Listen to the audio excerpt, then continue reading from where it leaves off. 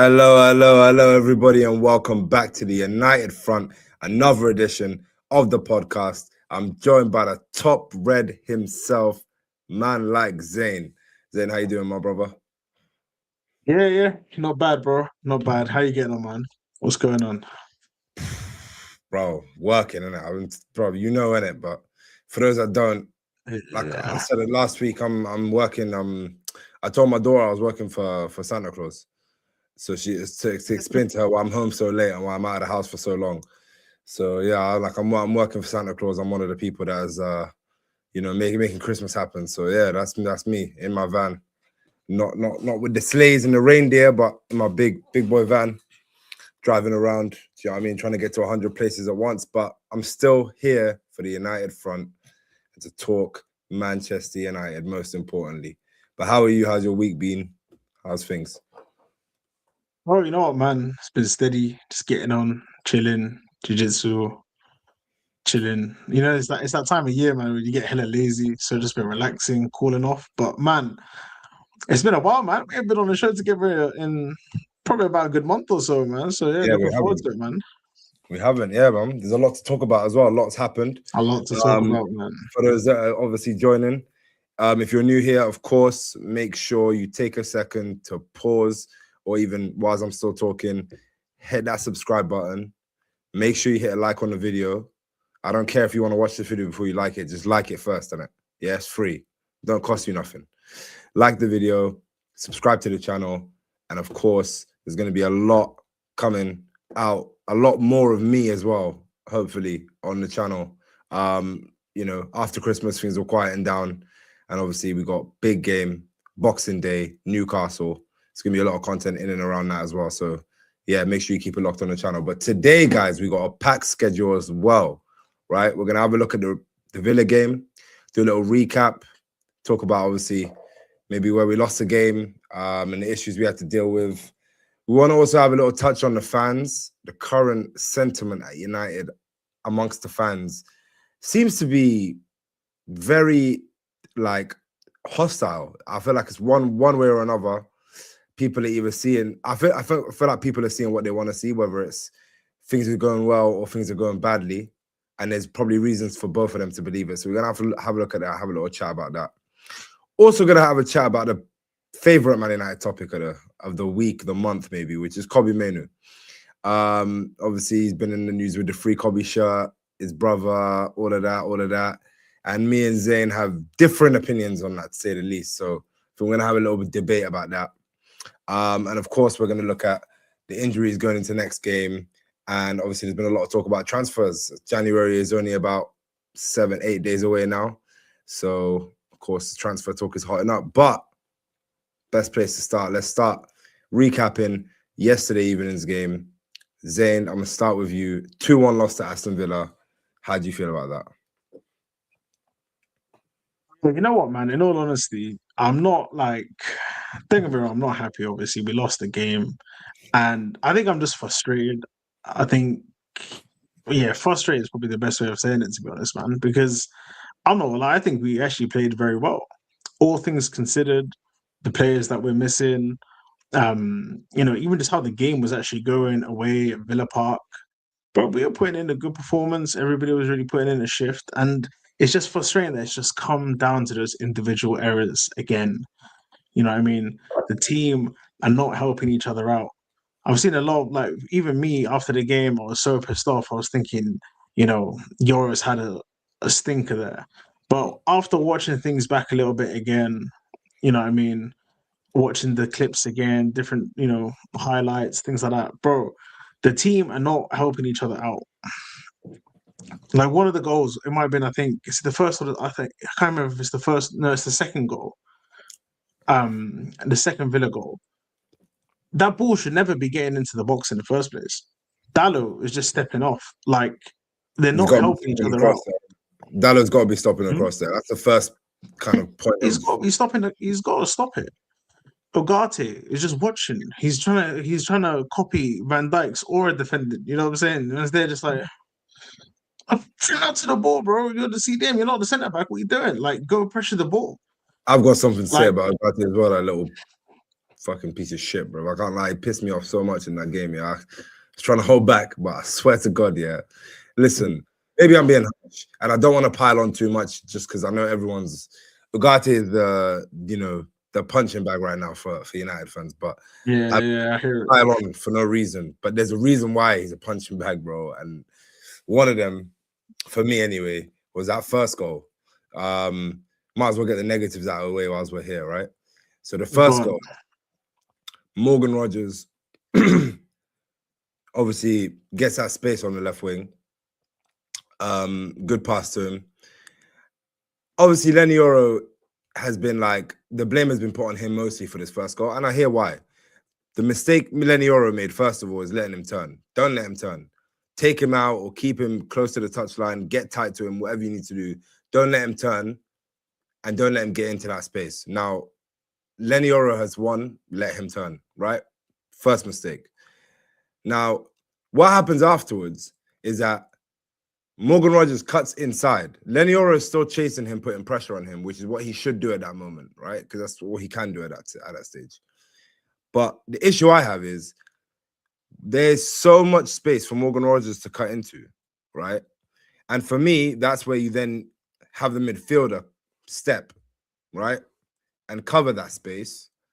And so, Lenny Yoro and him can Lenny Yoro can almost pass Morgan Rogers to the centre mid, and the centre mid could come out, put pressure on Morgan Rogers and make sure they stop the shot, especially knowing how dangerous Morgan Rogers is from shooting from them distances, especially. Now, where was our centre mid with the defensive cover? You asked me. He wasn't up the pitch. He wasn't, running back, chasing hard after, an attack broke down that he was involved in. No, he was in the box, marking absolutely fucking nobody. Yeah, by himself in the box, just like being as useful as a fucking training cone. Yeah, in the box, marking nobody, not coming out to cover the space, not coming out to help Lenny Yoro out. And of course, that's Mainoo fucking Ugarte. So that annoyed me. I'm not going to lie. Obviously, like I said, Yoro's going to get the blame for it, especially because, Yoro was one-on-one with him and he got beat there. But that annoyed me a lot, that bit of play from Mainoo Ugarte. And I think if Casemiro was playing, I don't think he would have had that much space, put it that way. He still might have scored, but I don't know if he would have had that much space. Lenny Yoro did need some help there. You got to double up on Morgan Rogers. I think they should have known that. And they probably would have looked at that in training as well during the week and thought, you know what, the form that this guy's on, the type of shooting he's on, double up on him. Don't give him the space to shoot. Don't let him cut inside. But they did all of them things, and he punished us. And he punished us again as well with the second goal. Because again, space to shoot. But like you said, there was a lot of things that happened. But yeah, so whilst we're on the bad things, who do you think are our worst performers from Sunday's game? I think obviously Ugarte goes without saying. I think Yoro, I think he didn't have a good game either. Like I said, I'm not putting all the blame on him, but again, I don't think he was I don't think he's good at all. Not gonna lie, man. I'm gonna actually chuck Dallo in there. I've seen some people say that he had a steady game, he was decent, he was this, but as an experienced player in the team, I expect more from him. He's not that good of a player. We all know that. It's okay. I'm not expecting the most from him, but I'm expecting the bare minimum, which in my opinion it's just simple effort, bro. Like that ball should never be getting in the box. Why are you giving him so much space? There's nothing on. Even that pass wasn't even a good play. But he just chucked in, I think, and screw it. Let's just see what their defense is made of. And our defense just crumbled anyway because everybody's out of position. But that ball should never even be getting there in the first place. And I just feel like nobody's even like holding him accountable for that. So I put Dallam in there as well. Who else did we have? Other than that, though, I'm not gonna lie, I think everybody else was pretty steady. I think Aiden Heaven was solid. Like I think he had a great game. You know what I mean? Considering I'll get onto the good recent performance in a second because I do want to kind of slowly just go into the positives that we take from that game. So I'll talk about I who think I for think. me, that's why I keep it in. That's why I leave it. I think, yeah, because I don't think the team played that bad. I think it's just several individual errors. But go on, where do you leave with this one? Yeah, I don't think the team played badly either, to be honest. I think it was actually a pretty decent performance all around. Mm. Obviously, yeah, it wasn't Yoro's best game at all.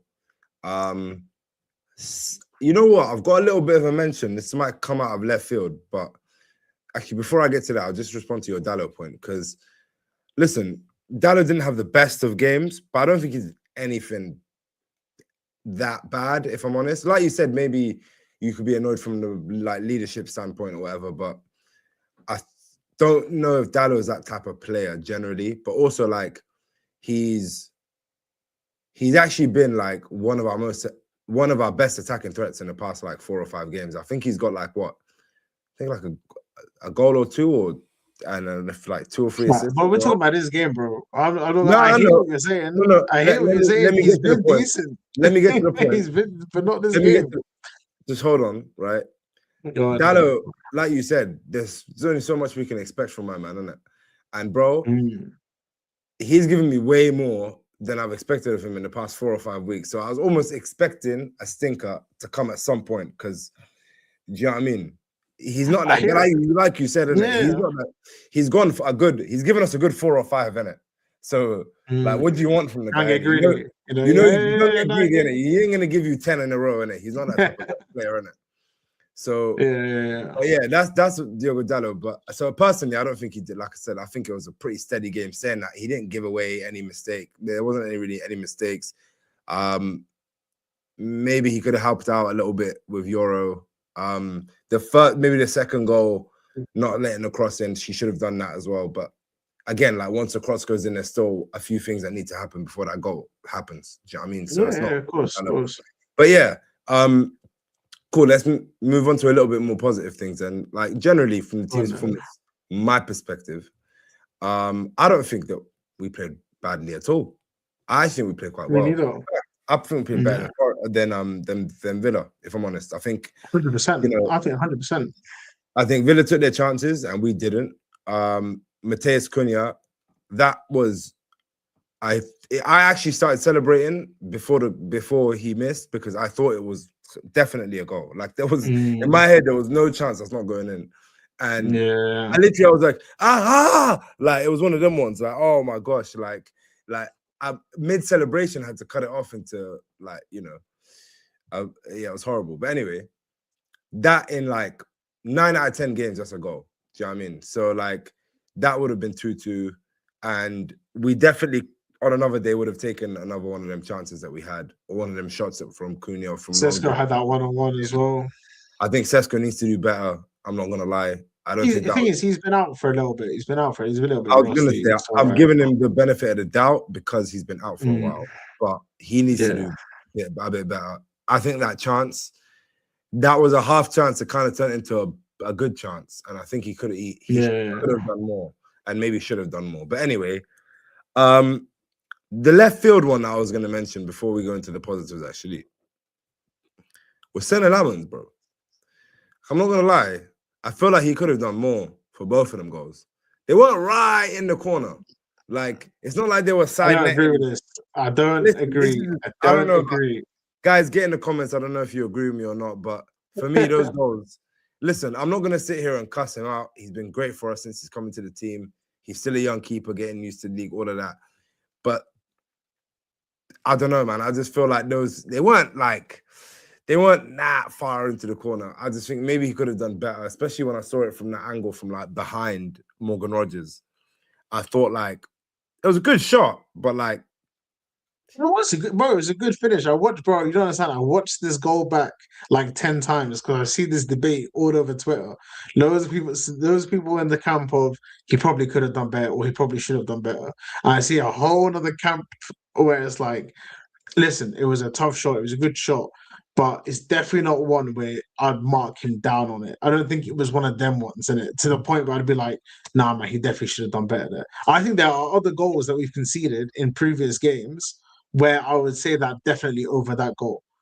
Yeah, it's a very common thing. I heard keepers talking about this where they say that like it's a very common thing that they dive with that hand that's like going across rather than the other I hand. know that, but that's what I was gonna say. I felt like if he put out his other arm, that would have been a save. Yeah. Do you know what I mean? I don't know, man. I don't know. It's a tough one. It's a tough one. Listen, either way, I'm not gonna get onto him, like I said. But the only reason I also think that is, like you just said there, there's been previous games where I've been like, could the Llamas just done a little bit? And I feel like now that that's happened like 4 or 5 different occasions, I'm like, I'm a little bit more suspicious now. So maybe I'm just going too early. But yeah. you know what I mean? Like I'm watching, innit? Do you know what I mean? And nah, it's I hear, man. At the end of the day, bro, just because he's so much better than what we've had, it doesn't mean that he's not prone to mistakes or he shouldn't be doing better. He's still a young keeper, bro, coming into a new team. He's a young keeper, man. Give him he's a little bit of time, man. I'm gonna give him the benefit of the doubt. Don't get it twisted. I'm not coming for him. But that's one thing. But yeah, now into the positives. I think Lisandro Martinez coming on for Bruno Fernandes. Obviously, we're gonna get to that injury soon. Oh my days, man. He, I think, played really well. He made a very good account for himself in that midfield. He was just steady on the ball. I've been saying it. I said it in the group chat as well when he came on. He's the best ball playing, like, you know, passer of the ball, keeping the ball wise that we've got. I probably think like Bruno. Obviously, is a great passer of the ball, but he's always trying to create a chance. But in terms of just getting the ball forward, playing that nice 5-6 yard pass through the lines to get the team steady, man. He's really good at that. Probably our best player at that. So it was good to see him. Obviously, it's great to see him coming back from injury, but really good to see him coming back in that position. I don't think he had the legs for it, and I don't think he does have the legs for it, if I'm honest. I think he will get maybe found out a little bit there if he does that in the long run, but it was nice to see it as an option. So that was good. I really like that. I think Cunha was, you know, other than that chance he missed, I think he was really good too. Come into his role a little bit more. He scored a goal as well. He's scoring the last game as well. Yeah. So yeah, he's scored in back-to-back games now, and he also assisted in the game as well. So that's 3 goal involvements in 3 games, and he's starting to, you know, that was something that people are starting to question a little bit. Oh, he needs to do more on a goal. And I think he heard the critics clearly because he's doing a bit better. What do you think? You got anybody you want to shout out? I think they're probably our best. Well, I was actually very happy with Heaven. Mason Mount should get a shout as well. Mason Mount, I think Mason Mount, I heard the Paddock boys talking about this, and I couldn't agree more. It's that, like, when Mason Mount comes on, like when Mason Mount is starting, you feel like the team is playing with just more intensity straight away. Like, because he sets that tone from early, he's pressing, he's, you know, getting involved, getting stuck in, like, and then you've seen as well how he's like, before he'd give you all the effort, but because he hadn't been playing football in so long, he didn't have as much quality. Whereas now you're actually seeing not only the effort, but you're seeing that quality from Mason Mount as well. So very happy with Mason Mount. I think Aiden Heaven for me deserves a shout out, man. I really liked his performance. I think he was very clutch for us in big moments, especially at the beginning of the game. You know, if he doesn't come in clutch in those 2, defensive actions, we could be 2-0 down to Villa away in the first, 10, 15 minutes. So I think that was big from him. And I think that was massive for the whole game as well. So, and I thought he was consistent, man. He was consistent. Who else did I like, really? I liked you know what, this is probably gonna be quite surprising for you, but I quite liked what's his name, man? Was it Jack Fletcher, the young buck that came in? He didn't do anything. Don't get me wrong. He didn't do anything like fancy or impressive. But That's what I was thinking. But it was nice to see him on, by the way. It was nice to see him on, but it was nice to also see that I didn't notice him really, because then he just kind of looked like he was just a part of the team, swinging the ball around and just doing his thing. Like, he didn't make any mistake. And I was just happy to see that, man, because there's nothing I love more than seeing these young academy players getting their debuts. And all I want is for them to have as a bare minimum, just a steady performance. So it's nice to see him get in. Nice to see Shea Lacey get, a little shot on target as well. It wasn't the best shot, but, nice. For those that don't know, by the way, Shea Lacey is meant to be a special talent. So, time will tell, man. Yeah, time will tell. Time will Indeed. tell. Yeah, shout out Shea Lacey and obviously Jack Fletcher. Good to see them coming on and making the debuts. Amarim's been getting a lot of stick recently for not giving young players a chance, and he gave 2 young players their debuts there. So, yeah, shout out to him. In a tough game as well. In a tough game. In a tough game, yeah. I think Shea Lacey, hopefully there's more to come from him, especially considering the holes in the team, which I want to jump onto quickly. Bro, we got problems. We got big problems. Bruno Fernandes. I was reading, no one really knows how long he's out for, but he's out. Probably for the first time since he's come to United, I've seen him come off injured, which is mad because he's been there for like, 8 years now. So for the first time in his probably Man United career, he come off injured and my heart stopped because I knew it had to be serious if he's going to come off. You know what I mean? Yeah. So clutching that's the third game. Well. He's missed 3 games in 6 years at Manchester United. 3. Due to injury or illness. Yeah, 3 games, bro, in 6 years. Do you know he how literally mad that is? every single game, and he literally to the last second into every game as well. He's a fucking G, but yeah, he's out. Problem is as well, he's an absolute creative monster. The guy creates so many chances for us. Specifically, he's literally at the heart of almost anything we do. He's a goals and assist machine.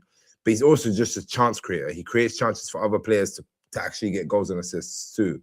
So what are we going to do about him? The question is, I want to ask you, because I don't know, bro. What are we going to do about Bruno Fernandes? Genuinely. You know what, man? I think I'm just going to sound like that guy who just always trying to be positive here, but I'm choosing to look at this, maybe call it denial, I don't know, but I'm looking to look at this through a different lens. I'm thinking right now, everything gets played through Bruno. Everything is getting played through Bruno Fernandes at the moment, really. So I think now this is an opportunity to see how the team will rise to the occasion. I'm not gonna lie, I think we're gonna see some big performances coming up from Cunha. I think he's going to be key in this because he's that kind of player, progress the ball well, he's a good passer of the ball. You could tell he's a smart football player, he's intelligent. He gets in good positions, he's got a good shot on him. Like, he is a very dangerous player to have in the team. So I think we're going to see more of Cunha taking on more of that creative role. You know what I'm saying? I think Mason Mount, he's also got that in the locker. Do you know what I mean? He's a very good passer of the ball. Again, very intelligent footballer. I think these two are going to be key. Can I just cut your positivity for a second? Just for a second, yeah. Bro, Bruno Fernandes is out. But not only is he out, yeah, Cowley Mainoo is out. Casemiro suspended. Well, he's back. He'll be back next game. Back for the next game. But still, right? Harry Maguire, injured. De Ligt, injured. Mazraoui, AFCON. Ahmad, AFCON. And Bruno, AFCON. You know who our three biggest chance creators are? Go on. Bruno Fernandes, who's on his own island with 45. Yeah.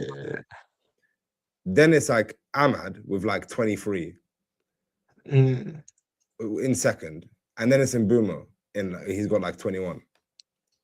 All 3 of them gone. Yeah, bro, this is a massive issue. And the person who we want to come in, everyone's been talking about, who also we're going to get to in a second, Cowley Mainoo, who would have come in and been perfect right now. We actually need him. This is his time, and he's injured. It just so happens to be. So, bro, we might be in a bit of a pickle if we're able to go through these next, I don't know, few games, because we haven't got the worst fixtures in the world coming up. Newcastle at home is a tricky one, but then after that we've got Wolves at home, which is the biggest gimme we can get at the moment. So we should be all right. Bruno Fernandes, we don't know how long he's going to be out for. That's the thing. I've seen some reports saying that he's going to be out for about a month. But I don't know if anybody really knows. I think people are just kind of shooting in the dark right now. Amarim obviously hasn't really told us anything. And because of the way the Christmas setup is, obviously Christmas Eve tomorrow, Christmas itself on Wednesday. Then we're playing on Thursday, so we might not actually get another press conference from Amarin before the game. So yeah, That's Friday. We're playing on Friday. I play on Friday. Yeah, Christmas on Thursday. You should know that, mate. I thought you were helping Santa out. Oh yeah, Christmas is on Thursday. Yeah. You're right. Oh no, it's because I stopped working tomorrow, so I feel like I thought. Yeah. Anyway, But now, listen. I hear what you're saying, but I just don't think it's a direct correlation in terms of these are our three top creators. They're no longer in a team, so we're screwed. I think there are three top creators within the team that's playing in that moment. well, who do you think Whereas is going to step in for them? Other than Cunha, we don't really have any creative players like that. Casemiro, maybe. Mason Mount. Yeah, you know what? Yeah, cool. He's different with Chelsea, you know what I mean? And he looks good, and he's been creative since he's been here as well. He needs to step up. But this is what I mean. It's an opportunity for these players now who have not been the main stars to show us what they're made of and actually step up to the plate. Come on, man. That's why it's got to be like this, man. Otherwise, we're going to sit here, bury our heads in the sand, thinking about who we haven't got and who we haven't got. Bro, most people were thinking we'd be lucky to get a draw against Villa. Bro, they were lucky that we didn't beat them or at minimum get a draw. The same team with missing all these players, apart from Bruno that we just obviously mentioned here, all the other players that you mentioned weren't playing. This is a team that also isn't a rubbish team. They beat Arsenal. They've won their last 9 games before us. They're an in-form team. And we were unfortunate. Players will step up, and I got faith in the team, man. I got faith in the boys. I hear that, guys. By the way, we've got 7 people watching. Make sure you've liked the video. I want to go back on there and see at least 7 likes. Make sure you've liked the video, and obviously, if you're new here, make sure you subscribe to the channel too. Cool. Now that we solved that, in the comments, get in the comments as well. Let us know what you're thinking. In fact, I was going to say, let's get into the comments before we move on to our next issue. Seeing as you solved the injury issue, I've got another one for you to solve in a second. All right. Obviously, we got Bolden. Shout out Ernest on his, you know, I mean, it was his birthday yesterday. Go show Ernest some love, by the way. It was his birthday. He's like 18 now, I think. So, Asan Manas, any predictions for the next 7 games after the previous prediction? I don't know. Ooh, this one, I feel like this was for Zayn. This was directed at me. So obviously, you remember after we won our little 3 games in a row. Obviously, I got a little bit gassed. You know what I mean? I got a little bit too gassed. You know, I got a little bit excited and that. You know, and I started being all like, man, I don't see us dropping for the next 7 games. I don't see us dropping any points in the next 7 games. Obviously, I was gassed. You went too far. Obviously, listen, man, you know what, bro? It's not every day United are winning games like that in that moment. You know, I was excited. I was happy, man. I was thinking, finally, it's Ruben. You know what I mean? I was in the zone. So, you know what I'm saying? I said we're not going to drop any points. Obviously, I was very mistaken. But you know, that's the way it is, man. The game is the game, you know. You know what? Just for Asan in the chat, I'll give you the next 7 games, and you can give him a little prediction that he asked for, right? So we've got Newcastle at home next, right? What do you think? Win, loss, draw? It's a tough one, man. It's a tough one because our home record has been dead recently. You know what? I think we're due a win at home, so I'm gonna say win. We'll win that game. Win. All right, then we got Wolves at home. That has to be a win. Yeah, they're getting dusted. 100%. That's a win. Leeds away. They've been good at. I'm not gonna lie. They've been very good at home. They're gonna be up for it Palace. Yeah. I'm not gonna lie. We all hate Leeds. I'm not gonna lie. Gone. I'm not gonna lie. I think that one's either. I think that could probably be a draw. I can't lie because I think United are good at receiving those. You know what I mean? That kind of environment. They're good at it. So far, 2 wins in a draw out of our next 3. Burnley away. That's a tough one to get to as well, really. But I think we win that game. I can't lie. They looked shit when they played against us, even though we only beat them 3-2. But they didn't look good. We were just dead. All right, cool. So that's 3 wins in a draw out of our next 4. Then you got. Should we do FA Cup or Premier League only? Like, keep it Premier League, Premier League. All right, cool. So that we done. Okay. So the next three, a little bit more tricky. City at home, the derby. Hate predicting losses, but I think we lose that. I can't lie. Damn, son. I hate predicting losses, man. You know, I never do it, but It I'm not doesn't gonna get lie, much Spidey, I easier. just Emirates, Arsenal away after City. you know what? Oh, it is. Just gonna run the risk of sounding mad, you know. That's the problem. Or run the risk of No, you're sounding. gonna say You a know win, isn't what? it? You're gonna Nah, say you a know what? win. I know you Fuck are. them, bro. We're winning that game. You fucking dumb man. Tell them Oh that we're winning that shit! game. Emirates, I'm I ready know for this you. is getting Hassan, he's an tough. Arsenal fan. I'm here. Let me, bro. I'm here. Ernest is like, what the hell? What's this guy talking about? Look at the man. Like, what's this guy talking about? Nah, man. I'm here for it, man. We're here, Arsenal, Um, man. Let's go, man. and the last one we got Fulham at home. I don't know, man. I can see that being like a draw or something. You know what I mean? All right. So far, out of our next 7 Premier League games, you've got 3 wins against Newcastle, Wolves, and Burnley, and you got a loss against City, and then a win and a draw. So 5 wins, a draw, and a loss in our next 7. You know what? I'll take that. I'll take that every day, fam. I'll be happy. I'm very happy with that. 100%, man. We're here for it, bro. We're here for it. And it said 4 wins. What did I predict? I think it was actually it was because You a predicted draw. 5. I predicted 2 draws. Where did you? Oh Fulham yeah, Leeds. and Leeds. Yeah, you predicted the draw at Fulham Leeds. and Leeds. Yeah, Fulham and Leeds. Yeah, Fulham and Leeds were draws. Yeah. All right, cool. Yeah, you know what? That sounds pretty united. You know, draw at Fulham and Leeds, maybe even draw at Burnley, and then beat Arsenal and lose to City and beat Newcastle. That sounds very United like type form. Bro, we play better against the better teams. That's literally the only reason why I'm even predicting. I think it's with City. They're just on smoke right now, so I'm actually just shook at them. Do you know what I mean? And they smoked us last time we played them as well. Arsenal, when we played the first game of the season, bro, I was not impressed by them at all. A lot of the games that they've won this season, again, I wasn't that impressed with the performance. Their defense is 10 out of 10. We've got to give it to them. They're a great team, yeah. Yeah, But at the defense same is unreal. time, but even their defense now, bro, their star There's boys gaps aren't in it. really There's there, gaps you in know. it. Huh? Without Saliba, well, there's gaps in the defense now without Saliba and Gabriel. Obviously, Saliba's back. Gabriel isn't though. Back here and there, but So they're King not Cafe like has been as very good not since he's a come in, to minute. be fair. But It's been good. But it's like I don't think we can't score now. Do you get what I'm the past saying? couple Like I of don't games, think like they it's haven't impossible. looked very good, if I'm honest. Arsenal, they've looked the weakest they've looked in the past like few games.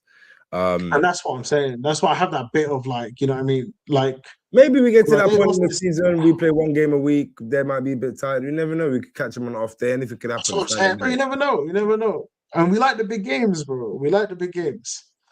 But We I'm not can't gonna lie, keep them Ernest out. is right here. Yeah, so, yeah, bro. We That's can't I'm keep not gonna lie, anything out. slightly.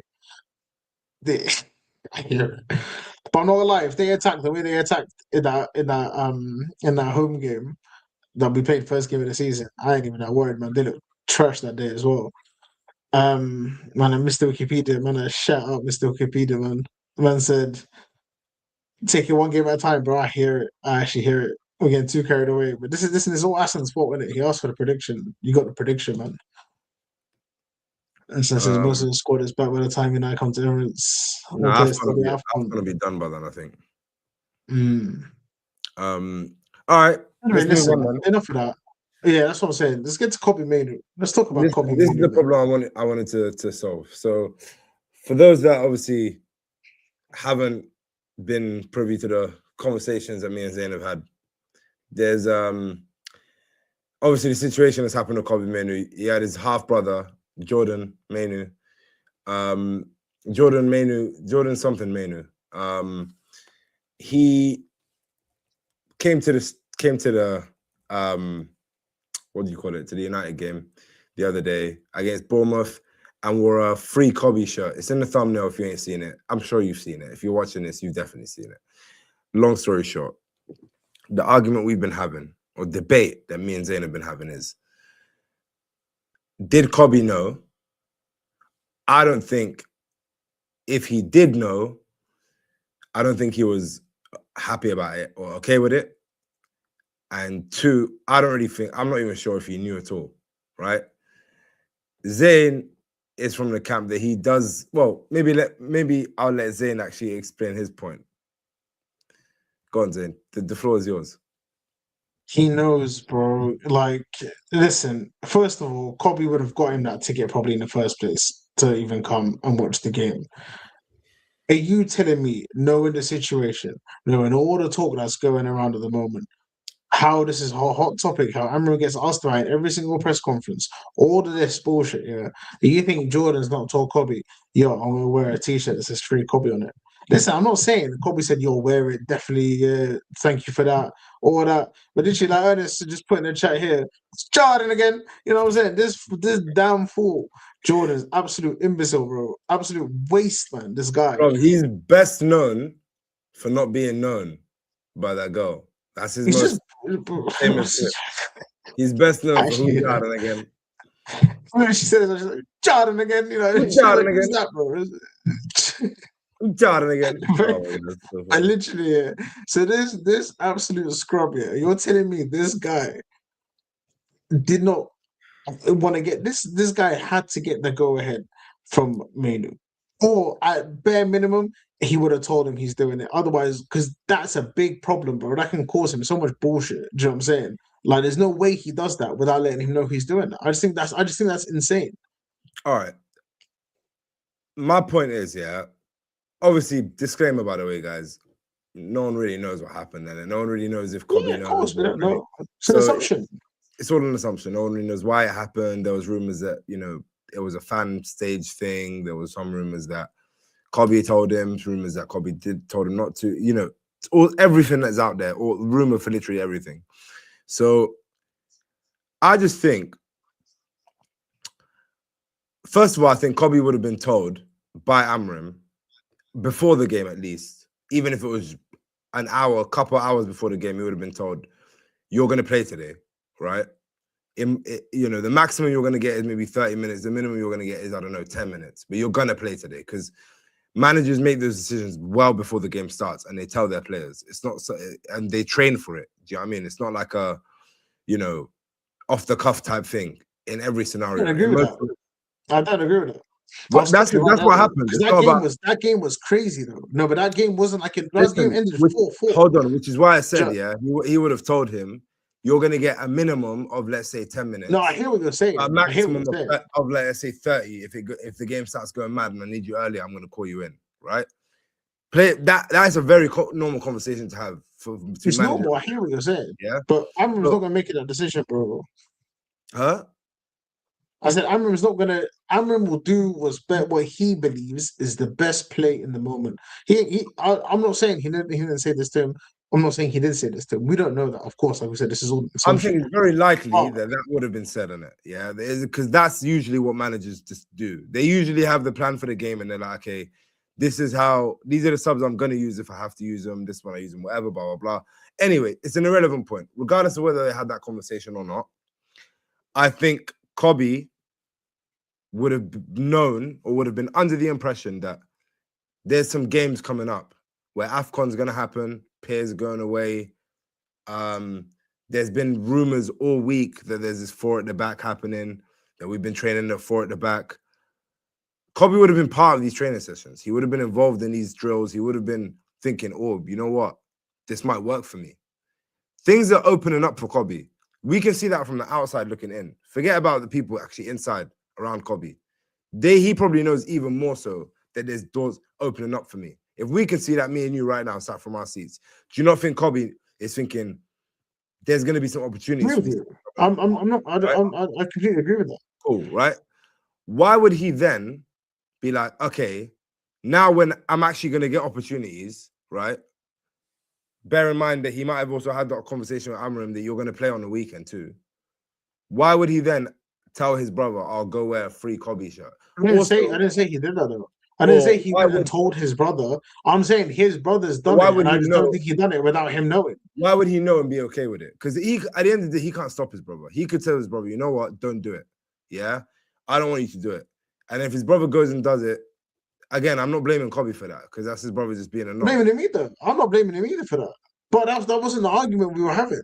We were saying that you were saying I don't think he knew about it. I think he definitely knew. I don't think that happens without him knowing. Whether he has the control or power to make him not wear it is a different story. End of the day, just like Amram himself said in the press conference, like I'm not gonna, you know what I mean, blame him for the actions of his brother. You know what I'm saying? He said he even gave an example of when he was at Sporting, his brother did something, he didn't do it. But you're You know what I'm saying he saying? knew. It's not. I'm saying I feel like If he I feel like there's knew, no way he didn't know that was happening. if he Because say knew, let's go with your example. He had this God, conversation with Amram. Amram told him, you know what, bro, you know what, Kobe, you have to suffer, and you know, you might play 10 minutes, you might play 30 minutes, whatever Amram said to him, yeah. Kobe's probably thinking, you know what, bro, I'm barely getting a minute on the pitch. I'm definitely not getting 30 minutes anyway. I'm probably gonna get 10. He's probably been saying the same shit to me the whole season. Who knows? And sometimes he don't play, sometimes he plays, all of this kind of stuff. So I'm not thinking Kobe even has this much faith in Amram. At every given moment, we can see that reports coming out how Kobe wants to leave in January. He wants to leave in the summer. He wants to leave in January. He wants to leave in January. He wants to leave in January. Like it seems like Kobe's mind's already kind of made up that he wants to go, and actually because he knows regardless of what happens between now and the end of the season, he's not going to get the kind of minutes that he's really looking for, and that he thinks is probably even enough to get into the World Cup. So that being said, I'm thinking I don't think he was even looking at it from the way you've presented it right now. I'm not saying this conversation didn't happen, but I'm thinking he's probably not believing this guy. He's probably thinking, bro, I ain't getting no time with this guy. so you sound like you're giving that idea that you know what, he don't. Not only does he not believe it, you're probably like, you know what, yeah, bro, do it. Because that sounds like you sound like he's got that attitude. He would have been to his brother. Yeah, bro. Not necessarily, bro. Not necessarily. Like but I if he's don't feeling think like that, and his brother's told him, he's either gonna be like, you could either have one of two attitudes. You could either be like, bro, no, but he could say to him, listen, don't do it. And his brother's like, I'm doing it anyway. Do you think Kobe wanted his brother to do that? That's really the question here. Hit me, bro. You're forgetting that this guy is a 20-year-old kid. Me and you have this discussion, but we're 30-year-old men. Do you know what I'm saying? Like we're adults, bro. Like we are far more in control of our emotions than we once were 10 years ago. Do you know what I'm saying? We can look at the bigger picture. We're more logical the way we think. We're not, led by emotions as much. We're a lot more composed. But he's a 20-year-old kid. He's probably thinking, you know what? This might be a little media stunt that, I can always deny. I've always got that deniability and say like, yo, listen, like I didn't know he was doing that. I didn't ask him to do it. But maybe that might spark something up for me. That might make a statement for me. My point is that he's not going to be thinking of things the way we're thinking about things. Bro, so he might have thought, you know what, this might benefit me because he may not know. I disagree with that. I think Kobe Mainoo, when he broke through to the team, especially, bro, listen, this is going to sound like this is a mad extrapolation, yeah, mad take, but I think you could tell a lot from a person's personality from how they play football, bro. This guy, when he broke into the team, he plays football, and even now, the way he plays football, he plays like when he was playing like an 18-year-old with 10 years of experience, bro, playing for Man United. The guy understands things. He plays like a very intelligent footballer and person. Very, very calm, composed, relaxed person who's doesn't panic under pressure.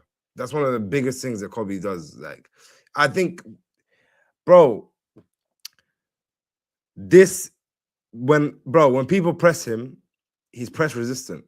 Why is it any different when life presses him, bro? Why is it suddenly now that he's going to start panicking? I don't believe he does. I think he knows Wagwan. And also, if you look at the history of Kobe, if you look at the history of his camp specifically, I think they've acted so well. You got to remember, this is a guy that went from zero, nobody knew him, to playing in a Euros final for England within 8-9 months. And you didn't see the madness that, you hear about, like you see with other young English players, all the hype in the media, all of that. It was handled very well. Bro. Hold on, let me explain why it's relevant. Let me explain why it's relevant. It was handled. Relevant. Listen, let me make your point on it. Don't chat shit. Make your point. Go on. Kobe's camp, throughout his time, have handled themselves very well in the media with Kobe. The way they've brought him through, everything they've done with Kobe, I think, has been spot on, right? On the other hand, you got to look at the two characters here. Kobe, even when I believe that, for example, he asked to leave in the summer, or he said to United, I want to leave on loan. I believe that. But the way that came out, you saw the way that came out. It didn't come out in like a mad, disruptive fashion for the club, or a mad disrespectful fashion in the way that Kobe did it. It was a very like fair, calm, composed way towards the end of the transfer window when he saw that he might not get some minutes. Then it wasn't even like mad disrespectful. When United said apparently no, they don't want to loan him, he was like, all right, cool. He didn't make a big fuss about it or whatever. And it was quiet. He wasn't out here posting little side digs on Instagram. Bro, we see how these players move.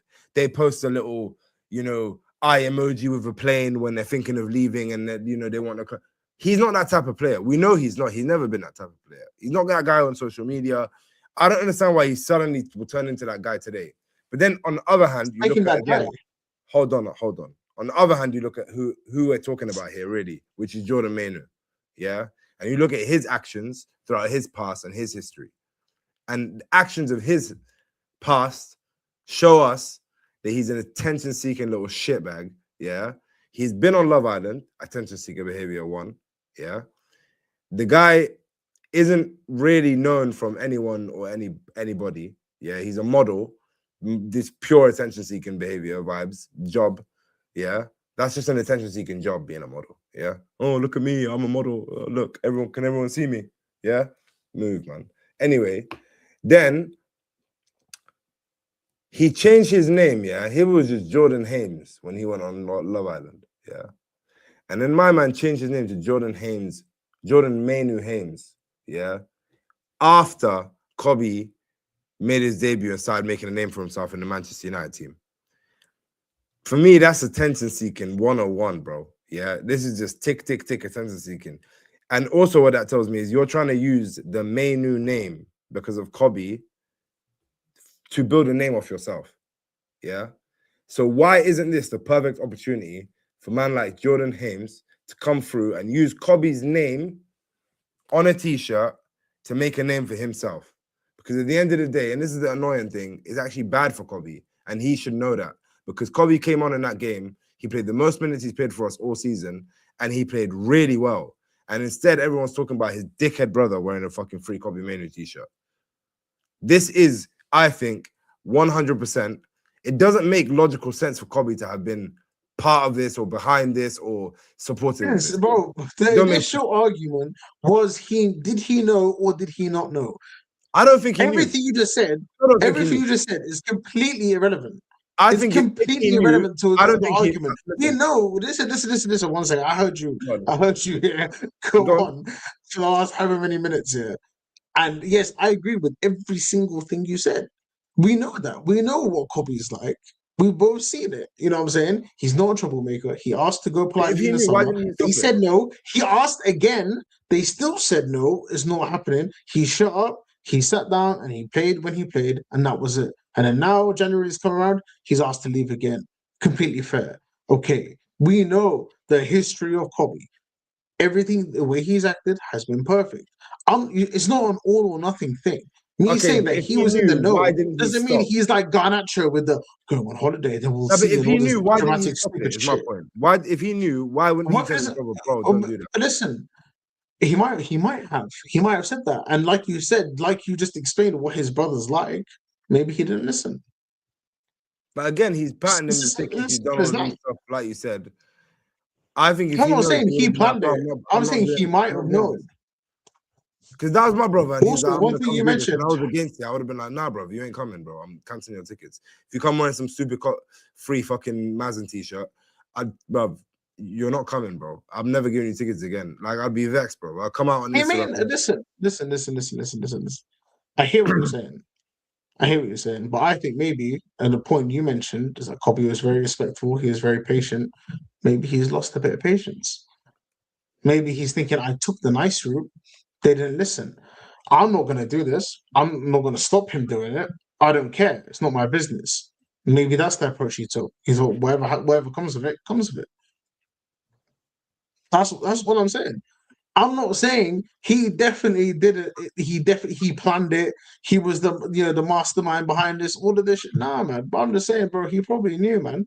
End of the day, bro. It's all speculation. We can say it, talk about it till fucking cows come home, man. There's no point. Good little debate, Um, anyway. Good little debate. I don't know. Man. I just think, yeah, I think it's a big thing. You know what I mean? Let's get to some comments anyway before we move on a little bit. So you got all the boys in the chat here. Here's Jordan again. Mr. Wikipedia here that one as well. And then we got gone. Ernst says this is the board's fault for not letting him go on loan in the summer when they knew he wasn't getting minutes. I'm not gonna lie here, man. I think they should have let him go in the summer because clearly Amram had his mind pretty much made up on Kobe at the time. Mr. Wikipedia says this is facts, and the media made it into a circus. Everything That's was what's gonna happen around Man Manchester United, isn't it? No, I was Everything. gonna say that's Manchester United, bro. This is Manchester United. Manchester United we're talking about. And so there's hashtag Unk Nation. So they failed to sign midfielder for the system in the summer. Even an emergency loan would have done. I hear that, man. I would have taken Paulinho at the time. He went Spurs, didn't he? And then this is free bolts in this penitentiary. Hashtag Earth penitentiary. I'm not in any earnest penitentiary, by the way. Free as a bird, mate. Free as a bird. But listen, man, let's keep it going, man. You know, we've been going on for a little while. Last thing I think we get into quickly before we end. It's January, as you mentioned, in like 8-9 days or so. I know you listened to the presser the other day because I sent it into the group chat. So I know you heard what I heard. And I think Amram is clearly indicating it might have to be a Semenyo. You know what I mean? Bro, he wants Semenyo. The guy is flirting, bro. He is he's twerking with Semenyo, bro. He randomly goes, he's talking about Bournemouth the other day in the press conference. Not the last one, the one when we played Bournemouth. He goes, yeah, Bournemouth are a very good team. They have some really good players, and they have one special player. and then even the the journalist goes, oh, so who's the special player? And he goes, Anton Semenyo. Straight away, he was waiting for it. He knew he was, bro. Yeah. They wanted him in the summer. Like they wanted him in the summer as well. Yeah.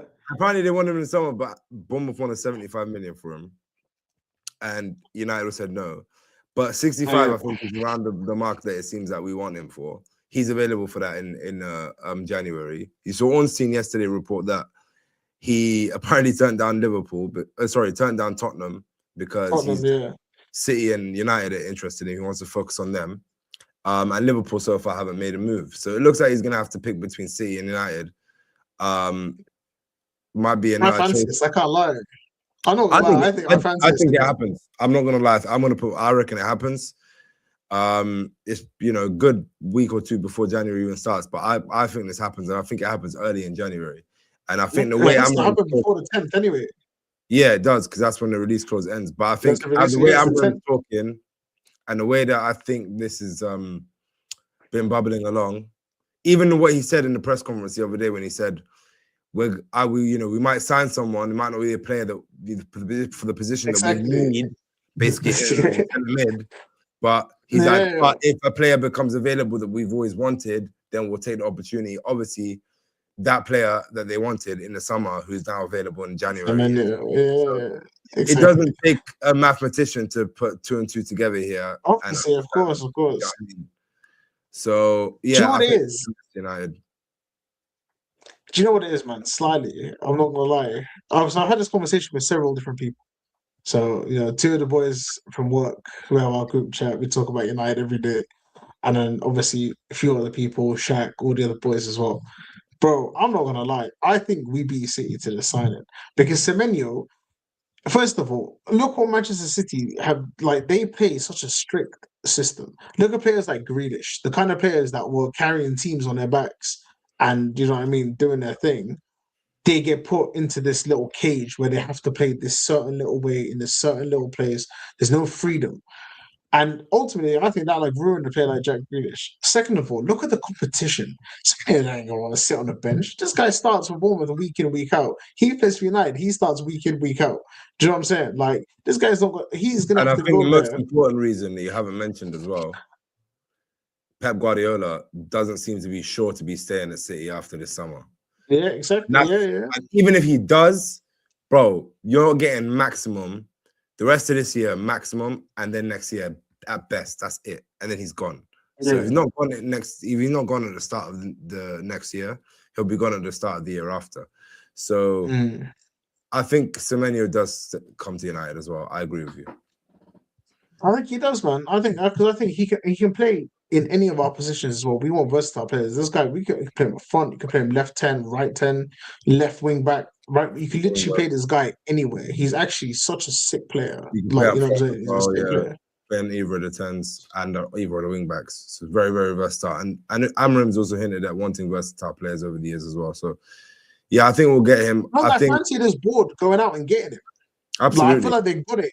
They got him, man. They got a bit about him, man. After what we saw this summer, and this is a release clause. It's not even about who's going to put in the highest bid. It's a straight release clause. It's up to him who he wants to go to. So yeah, I don't know. I think we'll watch that space. I think there will be some interesting developments that are happening. We'll see. I think that's the strongest transfer rumor at the moment. Haven't seen too much about centre mids. It looks like the summer's going to be the market for the centre mids. Maybe, don't know, for a little João Gomez or something, maybe comes available or something like that. But even then, I don't want us to rush into something that we don't like necessarily want past the summer, if that makes sense. So, yeah, I think that's probably that for today, isn't it? Man. Yeah. So that's guys, really it. There's no other rumors. So, yeah, well, I guess, well, guys, it's been a pleasure having everybody in the chat. Shout out, obviously, Ernest. Shout out, Mr. Wikipedia. Shout out, Asan, been in the chat. Yeah, we're going to be back, obviously, this week. I'll be back, obviously, after the Newcastle game. And yeah, to give a little match review, talk about the game. Keep it locked on our TikTok. I'll be putting out match player reviews after the past couple of games. I'm going to continue doing that as well.